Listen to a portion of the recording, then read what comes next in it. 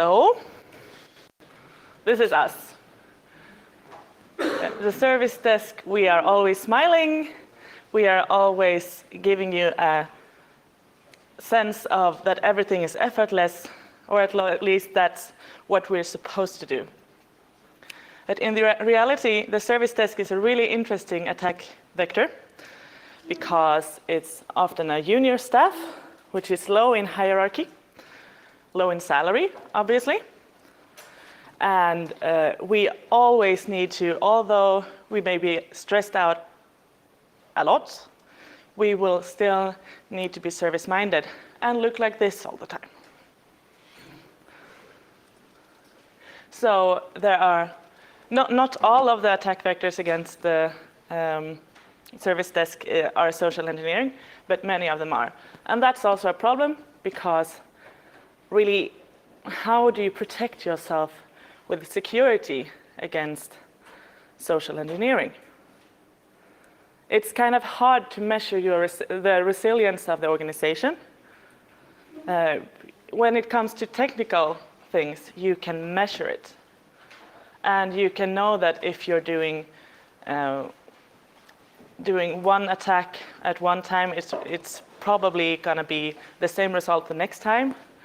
But you can do social engineering attacks 100 times and get 100 different results. And also, it's a different skill set to do social engineering than to do technical hacking. And also, if you're doing like 6 million LinkedIn password cracking things, you're disconnected from that user. But the user that you are social engineering, you are talking to. And so most of us don't want to do this because we have some sense of not being dicks. So there are many social hurdles before you start doing it. So then you say that you don't want to distrust the people around you because of the obvious implications of starting to distrust people around you. Well, so I'm gonna go through some of the service desk attack vectors here. Obviously, I'm not gonna do a full, I'm not gonna talk about absolutely everything. I'm also not an academic anymore, so I don't have to have some kind of method except for being smart. I don't know. Also, I need to do this disclaimer in the beginning. I myself have worked in service desk, but I am in no way implying that any of the following vulnerabilities are present nor exploitable in those companies that I have been working with. I also want you to note that I wanted to do service desk because of a keen interest in user security and passwords.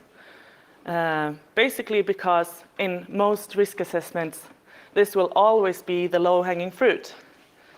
And if we can do something about this, something else will be the low-hanging fruit, and we will have done a lot for the whole organization. So let's start with the absolutely most unsexy part of this, procedures. So firstly, procedures need to exist. Secondly, they need to be possible to follow.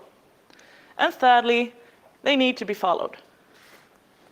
And okay, this is dead simple in theory, but it's so hard in practice. So there is so much that you can do. I want to take an example from Russia that I got from some of the friends in here, that they outlawed LinkedIn. So obviously now there's a procedure that exists. It's forbidden to use LinkedIn. This is not possible to follow. And it's also not, no one is interested in following it. So everybody side channels it and do their own ad hoc procedures. And this is prominent everywhere. Another very obvious thing is privilege. Everyone in here should know that it's bad to give everybody the domain admin access or an administrator access or anything. And why would you do that? Well, because you don't have procedures. You can stress test your organization by looking at how it works in July. If your service desk will have a very big problem in July, they are always going to have a problem. The organization doesn't work. And the reason that you need domain admin for everyone in an organization or everyone in a service desk is that you don't have the procedures to make it work smoothly with a least privilege approach. Passwords, that's why we all are here. I like to be this expert cat. I think this is an expert cat. So my user calls in and wants to change the password. So how do I do to authenticate that person? Well, I would like to trust everyone. And for a social engineer to want to attack me, they must know that who is the support, and if it's outsourced, it's not always apparent. But scanning and enumeration, open source intelligence, it's not that hard. So what many organizations do is that they accept that if the request comes from the same person that wants the reset, that has access to their own mail account, they grant access. Or if the phone number is registered in, for example, the Active Directory, you will grant access. And if you can't authenticate, in best case, you will have to say, I'm very sorry, can you please have someone who's authorized to order to do this, for example, your boss. And in the best of worlds, they will understand that passwords is actually a very important asset and that you shouldn't give this out. So hopefully, the user actually acknowledges this and doesn't go to your boss and complain and have you fired. But you never know, because you really need to be service-minded. At the same time as you're denying someone the access.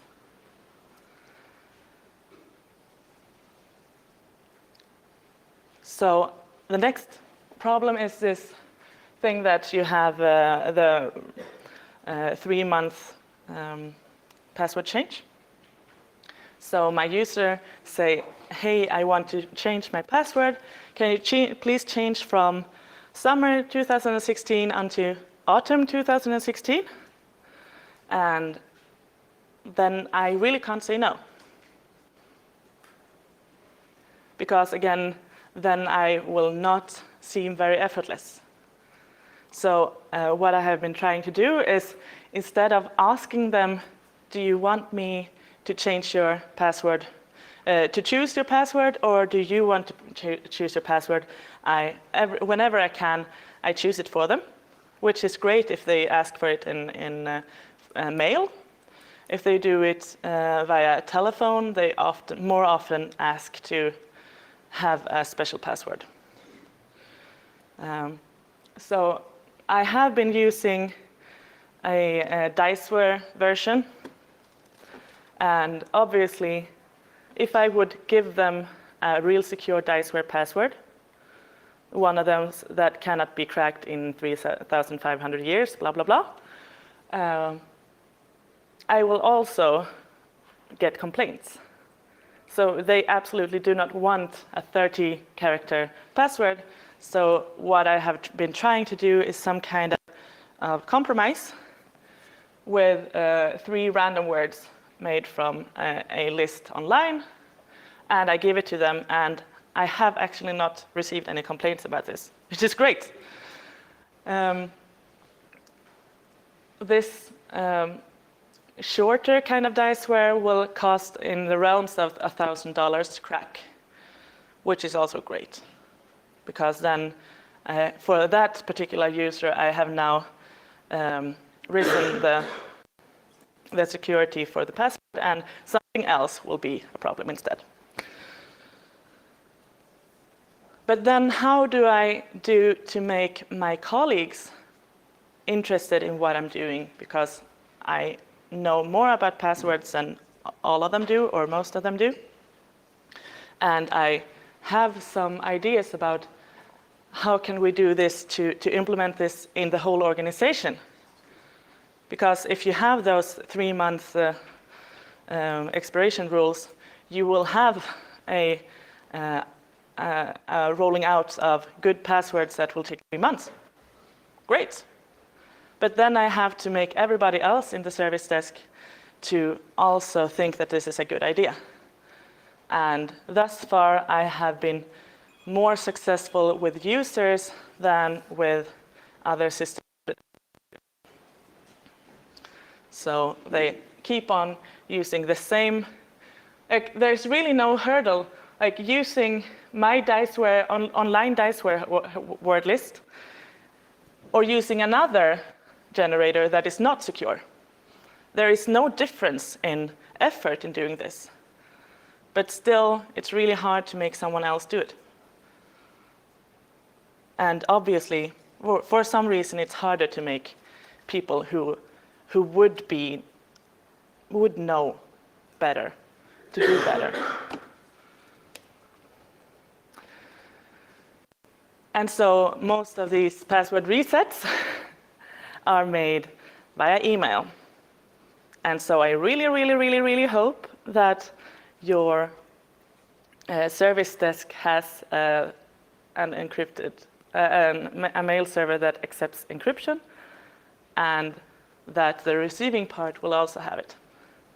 Otherwise, you can grep for all the passwords that has been issued for the last couple of days or a couple of months or whatever. And this is really the hardest part here.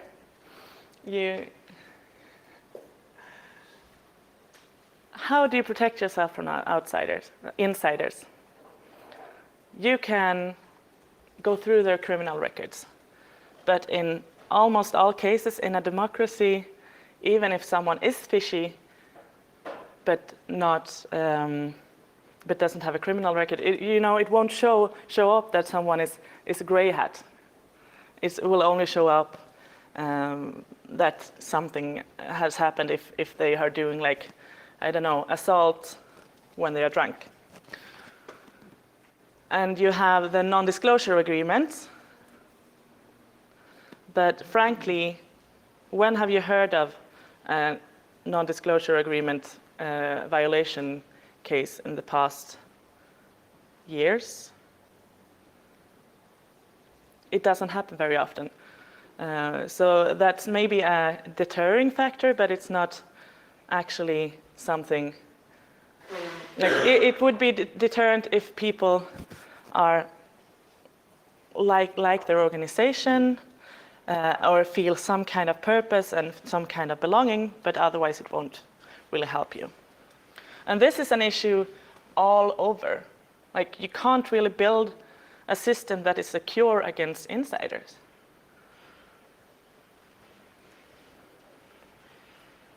One of the biggest problems, problem exists between chair and keyboard, the layer 8 problem.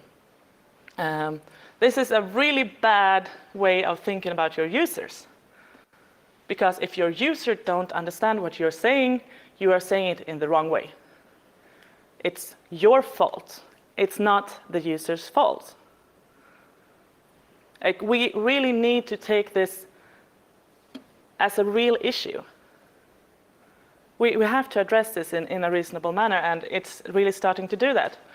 I love, for example, that the first really secure app that has smileys in it, it's Signal. They have, like, anonymized GIFs. You can even send dirty pics to people and they will disappear in Signal.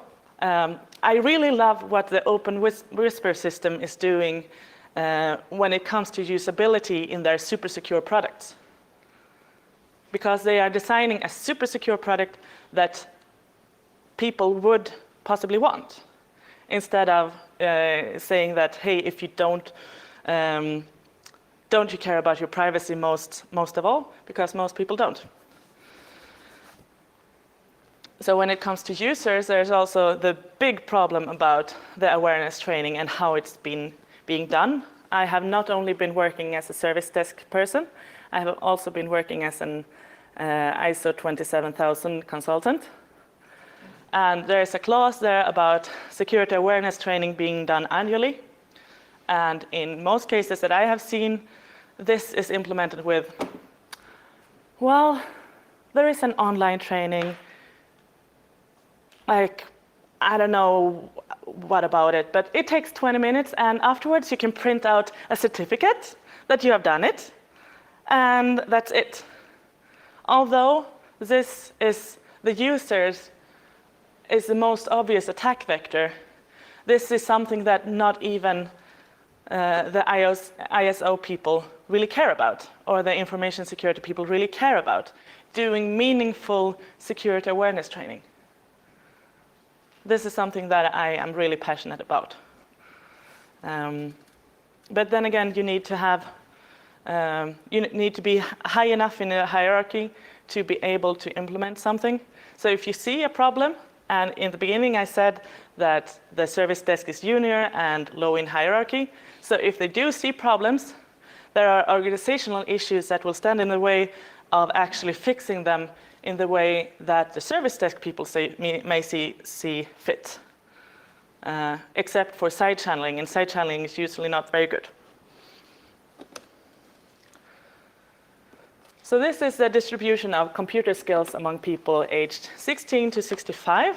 This is an OECD report, and what you can see here is that in Scandinavia, where I come from, 7% of the people are considered having strong computer skills. And 2/3 in the OECD have no computer skills or bad computer skills. Terrible or poor, that is. So when I saw this in the beginning, I thought that, hey, okay, those people that can't use computers in Sweden, they must be over 65. And yeah, that's an issue. But it's at least not an issue in a corporate environment. But this is between 16 and 65. So we have had people who are working with computers for 20 years, the ones that were 40 when we started to roll out computers in corporate environments. And still, such a great number have no computer skills or really, really poor computer skills. So again, we need to do more security awareness training. We need to do more computer training at all. And we need to stop looking down at our users. So, some remedies. We have some problems with bad bosses that may cause toxic environments. And like, how do you measure this? This is obviously a problem because it can't be quantified in the way that, like a firewall, you can know that you have your firewall up or down, so it's 1 or 0. But how do you calculate that you have procedures that actually work? How do you change a culture that is already toxic? So the remedy here is good culture, and how do you do that? I don't know. Let's find out together, shall we? The problem about privilege, as I already said, is that you need procedures in order to implement an actual and reasonable least privilege approach in a service desk environment. So passwords, yeah, we've been talking about this for 3 days, so, and also, what's the solution? Let's crowdsource it together, shall we? insiders, the problem is that you will give privilege to the wrong people, and how do you know that from the beginning, that a person is gonna leak things?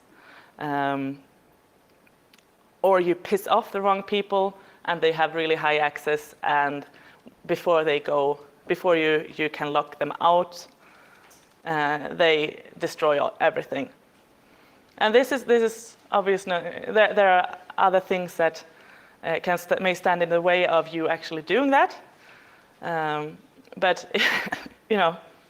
adrenaline will make your brain work very strangely. Also, if you have no sense of belonging, for example, if you are in an outsourced service desk, you don't feel that you belong to the organization that you are supporting, and so it's easier to bribe you, for example. So the solution here is basically be nice and don't have a toxic culture. And about the users, we have the problem that we have the cultural difference between those 5 to 7% who are strong in using computers, like the ones who are in service desk, or all of you, and all of the rest. So we need to do some kind of awareness training that actually works, and we need to design so that they don't have to be that aware. That's it. Do you have any thoughts?